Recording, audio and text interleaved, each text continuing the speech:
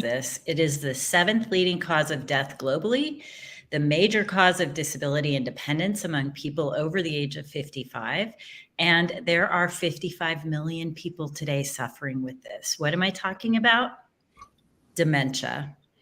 Welcome to the Mavericks of Senior Living show today. We're going to be talking with Dementia Darling about how we break the stigma around dementia. But first, here's a word from our sponsors. We are delighted to have Dignity Hospice sponsor our show this month. Dignity Hospice of Colorado shares our passion and drive to serve humanity with honor, love, and care. They continually examine the way things have always been done and unceasingly improve the care they provide. As one of the largest privately owned hospice organizations in the state, Dignity's service offerings and consistencies have continually placed them at the top of the preferred provider choice list in many communities. Pro tip, they are one of the select few hospice organizations that offer 6 to 7 CNA visits per week. This, along with massage therapy and 1 to 2 RN visits a week, truly allows Dignity Hospice to provide exceptional care to their patients. Dignity serves patients and their families across the Denver area, from Castle Rock to Fort Collins. Dignity Hospice is a bright spot in the field of senior care in every sense of the word. Wow. As always, thank you to Dignity. And today, I'm very excited for our guest, Dementia Darling, Miss Carrie AalBerts. I hope I didn't screw that last name up. You got it. Good job. Carrie, I cannot thank you enough for being here, obviously for your advocacy, for your training, for your education, and just your overall insights that you provide for families, professionals, and everyone. So thank you very much for being here. Thank you for having me. I'm really excited to be here, and I want to thank both of you for all that you do. It's really important to raise up voices and to talk about these things, so I appreciate you. So Carrie, kind of tell us, how you got here today. I mean, you've had a pretty, incredible journey, but you had to fill us in some of those little bit of nitty details. Yes, absolutely. I think a lot of people in our field with a heart for dementia care has a personal tie, and I am one of those for sure. My grandmother unfortunately passed away from dementia when I was 13. So definitely a time where I wasn't clued in on what was happening at all. Very confusing time, like what happened to grandma. But I know my dad was the family caregiver, and that stuck with me for sure. And when I was able to go to college, the University of Nevada, Reno, they had a gerontology program. So I focused everything into that. And truly, I knew I loved being around older people. And then when I started my first internship and job, it was at an intergenerational adult daycare center. So truly magical. It's, where you can have preschoolers and the elders in one place, and we can just have a wonderful time together and learn from each other. So that solidified my passion. And I went on to get my Master of Science and some other credentials. But I went through these jobs as, director of an adult daycare center, director of activities and memory care, things like that. And all that I saw as a pattern really was these incredible family caregivers do not have support.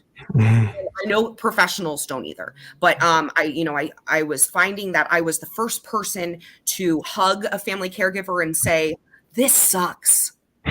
This really sucks, and you're not alone." And, you can cry, you can be mad, and all these things. And when they would just, into my hug and just collapse and say, "What? You're the first person to say this to me." And for some of them, it'd been years and years. And that's what really started how can I tell every caregiver how amazing they are and that they're not alone because they're so isolated. So that's where Dementia Darling started. And that's where my Instagram persona happened. And it's my life now. I mean, I talk about dementia all the time, and it's truly my life, and to make sure that people know that they're not alone. That's so powerful, because I think, as that spouse, that family, even though you're surrounded by people, can absolutely feel alone still. And they look at it as though it's just them in this place, that no one else has ever gone through this before. And it's very hard and confusing to find resources. And I think you Google dementia and you'll get, umpteen different things about affordable care, some studies on it, some potential treatments, some things that are just not what you need, and that's that human connection. Like, what do I do when they don't want to take a shower? Like, that's all I care about today. Not, no, there's 30 types of drugs you could take. Like, that's not what I need. And I think, what's the hard part here is we've got to find out how we make that more mainstream, right? The first thing can't be, hey, what med can I give them? Like, come on, like, that doesn't work. Yeah. And one of the things you talked about, Carrie, was just being able to give a caregiver a hug and say, this sucks. What you did was validate them, of course. And people don't get that validation. And then they get into that cycle of, I'm just going to stay home. I'm just going to isolate. I'm not going to take my loved one out. We're not going to go to dinner like we always used to do. Yeah. And everybody's quality of life goes like this. So it's the validation and just keying off of what Francis was just talking about. When you have validation, then you can start to move into acceptance a little bit. Yeah. When you move into acceptance is when you can maybe open up and say, wow, maybe I can do some things that we used to do. Exactly. Yeah. And since dementia is progressive, you're always trying to keep up, right?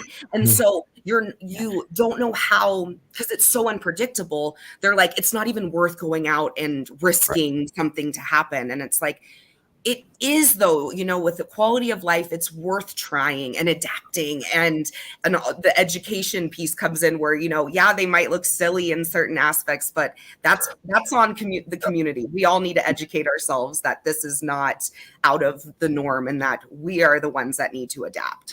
So with that being said, what do you think could be your top 2 tips for like a restaurant or even a grocery store to understand how to be more accommodating to not only someone living with dementia, but maybe someone that's a little bit older as well too? So you got what are your 2 best tips? Sorry to put you on the spot. So no. I love this because that's actually one of my goals with Dementia Darling one day. I want to kind of work with, if you've ever heard of dementia-friendly. So dementia-friendly, the USA, the national one, and then they have ones everywhere, and I'm a part of the one in Las Vegas where I live. And I don't get to go as much as I'd like because of work, but they're there and they're incredible. And so my goal one day is to have actual training sessions for everyone from hospitals to hair salons and everything in between. And like you said, not just necessarily people living with dementia, people that are aging, and also the caregivers, because caregivers, as we just said, they might not go out. They might not go get their hair done because they have to bring their mom that has dementia with them everywhere. And so if the salon knew how to adapt and how to welcome the mom, then they wouldn't lose the caregiver as one of their clients. So it's all these things. So it's like, it's beneficial to these businesses. It's beneficial to hospices for sure. Oh my gosh. But so with that being said, education. Number 1, education. I like it. Yeah. These managers, these bosses need to take control and find education out there for this. And that's what breaks the stigma. So I would start with that and reaching out to local resources and just seeing what is already being done. And if you're not seeing something, fill the needs, start a group, do something, but be, don't think that others have to do it all. You can be the one to make that change for your community and for your industry, even if it's not talked about in, your industry, this issue. Don't wait for dementia to be something impactful in your life to take this step. So education and finding resources around you already. But, it's mainly just getting the information and going from there. Well, so we can plug then Dementia Darling, follow Dementia Darling on Instagram, right? And see what that can do for some of those tips. Because I also think too, you don't need to consume all the education. I think someone here education goes, I don't have 20 hours a week to learn. Like, come on, like what, so when you mean education, can you kind of break that down a little bit as to what could that look like for someone? Yeah. So even for example, I had such a cool executive director tell me recently, she prints out my posts and puts them in the break room. So simple. You just read how to communicate better one day. Okay. Easy. Interesting. And I'm like you, and I think everyone should take things slow, especially in dementia education, especially when you're a caregiver, because if you're taking it in all at once when you get that diagnosis, you're going to get burnt out real fast. You want to take it into bites because it's going to get way too overwhelming seeing the whole progression of the disease all at once. So that's why I really like, short videos from Dementia Trailblazers. She is one of my favorites, or on, her profile on Instagram, even shorter. You can learn so much from these incredible women online. Be Like Care is another one. She's huge. And I've learned so much from her. So you can actually learn a lot if you watch one of those a day. I think that's pretty easy to take in. And I love that approach, because I think that's what we need. And so we'll do is we'll make sure we kind of highlight those in our show notes as well too. Put them in the comment section for those, those fantastic links. As I do think we can bite-size communicate and understand and just ask a simple question like, what's a tip for showering, right? It doesn't need to be a 8-hour course, right? It can be, a 2-minute video going, oh, that's a great tip. I'll try that next time. But I will also say what works today might not work tomorrow. And that's okay. So it's okay that the skill you learn today needs to be changed or adapted for that next day. And I would say, don't get frustrated, because that's one of the things I see a lot is someone's like, well, I don't understand. This worked yesterday and I tried it Wednesday and they threw the plate of food at me.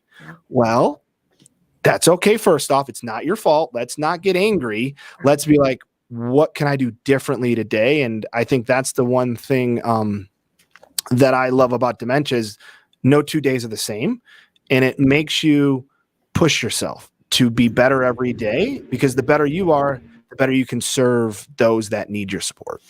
Absolutely. So that's part of the psychosocial support for the caregivers, right? And helping them along the path and understanding so that they're not, they do feel alone and they do feel confused, because there's you've seen one case of dementia, you've seen one case of dementia, and everyone's journey is different.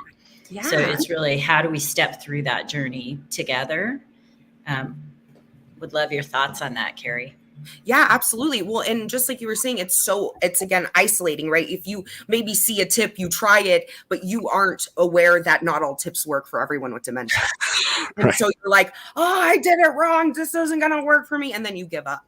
So it's you isolate yourself even more. So it's this, again, we have to educate. We have to talk about these things. And I'm always trying to encourage caregivers to talk about this in their daily lives, to talk about it with the most random people they can think of, because you never know who's already being touched by it, and so it can create these friendships, and you can learn about all these things that you maybe wouldn't have otherwise. So to not shy away from this part of your life, because it's something we don't talk about, it's in the back room. I remember I gave a simple tip that this lady was like, well, my husband, every time I bring him food, he doesn't eat it. And I said, well, are you bringing it from behind or the side? She's like, yeah, that's how I've always served him. I said, well, what if you bring it straight on, you look right at him, and you really make a big presentation?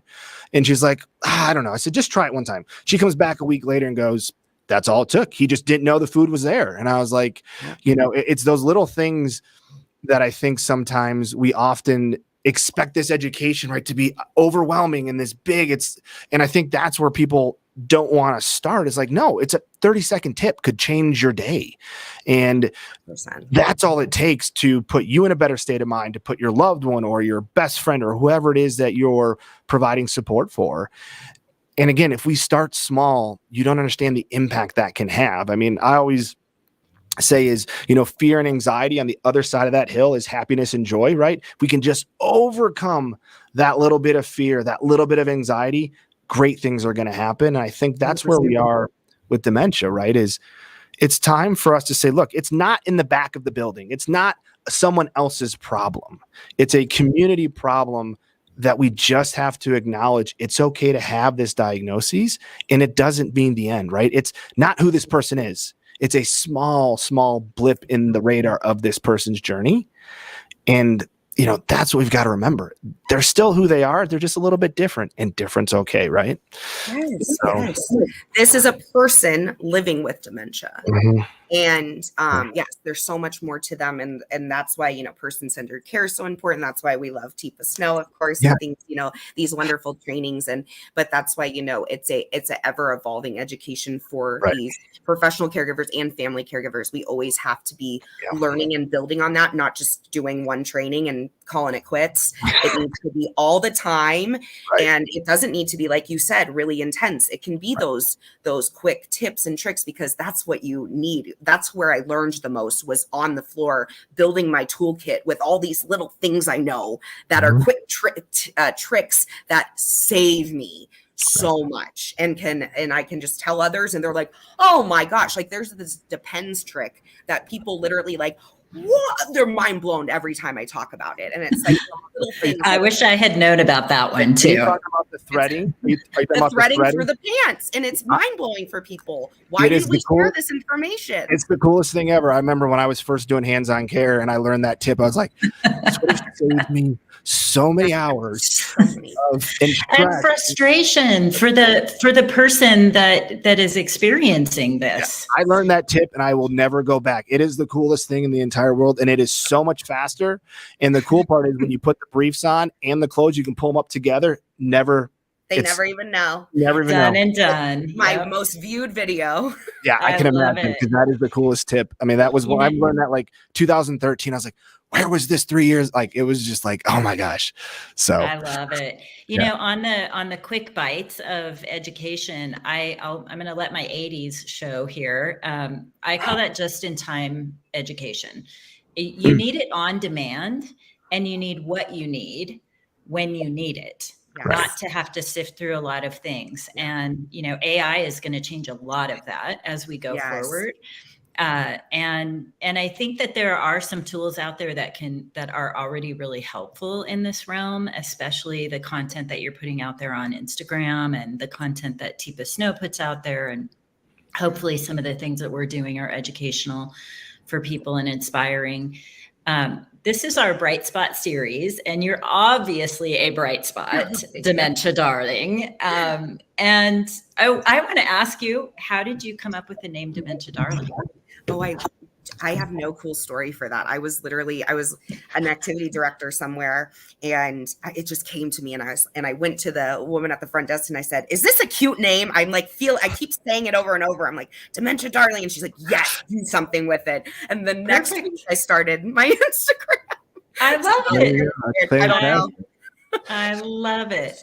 So, Carrie, I wanted you to leave our viewers and, you know, those family caregivers with your, let's say, how about tip of the week that you have for them?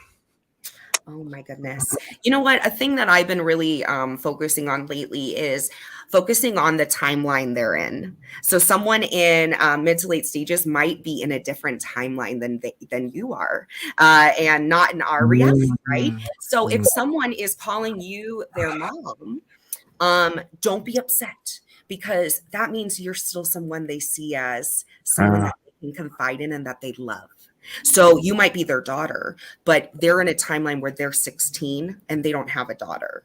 So you're their mom and you're a safe place for them. So take it as a compliment that she loves me enough that I'm her mom. So that's how I look at it. I was someone's grandma, and it was the most beautiful duty I've ever had. And I held her like she was my grandkid, and I tried my best. But that's something I really like to focus on is I love that line. I love that. That is a fantastic way to end this. And Carrie, cannot thank you enough for being on, for your knowledge, for your wisdom, for what you do and how you share. And we will definitely have to have you back on and, you know, talk a little bit about some of the stuff you've got in the background there next time. And we will make sure to highlight some of the great tools and friends that you have in the back. But Carrie, thank you as always. And we really appreciate you being on our show, and look forward to talking really soon. Yes. Thank you so Carrie. much. Can't wait. Thank you. Right. Too. Bye. All right. We've got a quick little Maverick Moments here that we're going to highlight, and then we will end with a little bit of collaboration in aging. So, Catherine, do you want me to start, or are you ready? Do you want me to roll? Collaborate. I'll start. All right. I'm going to be a tiny bit self-serving today. There was a news article published yesterday in McKnight's that is Atria Senior Living, large provider, has is officially deploying Alexa for Senior Living across their entire portfolio. Wow. Nationwide. They are the first ones to do this. And for people who don't know, Alexa for Senior Living is not like your typical off-the-shelf Alexa. Right. Mm-hmm. But I believe this is the way of the future. They are just the first ones to do it nationwide. But in that article, one of our clients was mentioned, who is an Alexa for Senior Living provider or community as well. And we're going to see more and more of this because it breaks the loneliness and isolation. It creates more independence for the residents in the communities, and it's far more efficient for staff. So what I love about it is just the beginning of this digital transformation that is underway, and I love seeing it take place. I think that's pretty cool. I'm going to spin it the other way. I'm going to talk about the affordability component. So there's no really one article that I want to highlight, but what I do want to highlight is speaking with, technology and things like that. Senior living providers and operators have to take it upon themselves to look at this affordability crisis, and as well as state legislators and even federal legislators, to take a look at what are we really doing to serve those that are different socioeconomic status. This cannot be such a stark difference between the have and have nots for those that have come before us and have aged and have deserved the right opportunity to be cared for the right way at the right time. I mean, Colorado alone, I think, is up to losing 400 assisted living memory care Medicaid beds right now in the state alone, just that one state. And what does that mean? It means that we're seeing rising costs across the board. We're seeing people spend their finances faster now because costs are up, so that they're getting to Medicaid type programs sooner. But without enough Medicaid beds, what happens? Where do they go? What do they do? How do we finally acknowledge that this is not a problem we can kick down the road? This is a problem we have to solve yesterday. And I would say it's not just somebody else's problem. So Right. if you have the means, that doesn't mean that this is still somebody else's problem. Right. This Correct. is everybody's problem. And yeah, I agree. We need to have solved it yesterday. And with that, what do we have coming up, Catherine, here in September? Some big things, I think, right? Just a couple days of actually 3 days of really big things. So we have National Collaboration in Aging, September 27th and 28th in Denver, Colorado. Beautiful time to be in Denver. If you haven't visited here at that time, you need to come. But you also need to come for Collaboration in Aging because we are breaking silos across the entire senior care journey. And we attract innovators. So don't come and expect this to be your typical conference where you're going to sit in a session and learn something and then go to the expo hall. Not how it works. We are definitely innovating, and we have some incredible speakers, incredible content, and we want you to come and help us shake things up for the better across the industry. I will say this. I've been thinking hard about this. I will say this. If you want to be reinforced for what you're currently doing as okay, don't come, because you will be made uncomfortable and have to look inside to be like, are we really doing it the best way? Are there opportunities for us to look beyond what we know today for a better future tomorrow? And it takes a challenge. It takes a tough approach to look inside and be like, yeah, we can definitely do something about this. And I want to do something about this.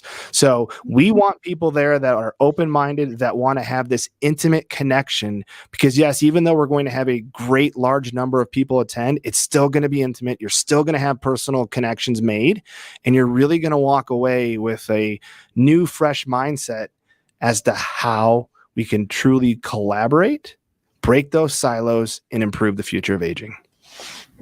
You bet. So we want to see you there.